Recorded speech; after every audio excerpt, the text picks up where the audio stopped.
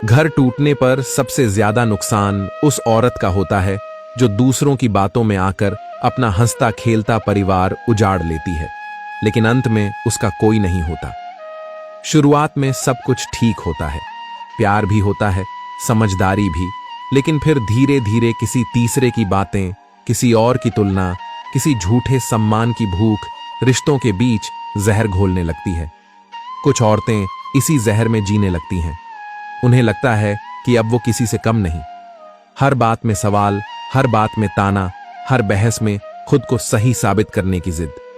वो भूल जाती हैं कि रिश्ता बराबरी से चलता है, हुकूमत से नहीं।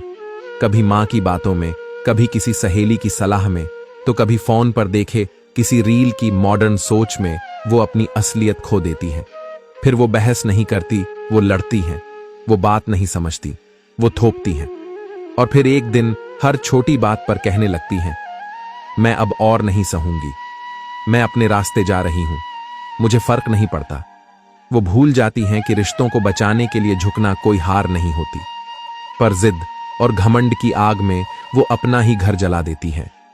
जब तक घर होता है उन्हें हर बात गलत लगती है, और जब घर टूट जाता है तब जाकर एहसास होता है कि जिस बात पर लड़ाई थी वो तो इतनी बड़ी थी ही नहीं। लेकिन अब बहुत देर हो चुकी होती है। न ससुराल रहा, न मायका वैसे अपनाता है। जिस घर को छोड़कर गई थी अब वो भी वापसी की उम्मीद नहीं रखता, और जिन लोगों ने बढ़ावा दिया था वो अब चुप हो जाते हैं, क्योंकि उनका तो काम ही था किसी और की जिंदगी में आग लगाना।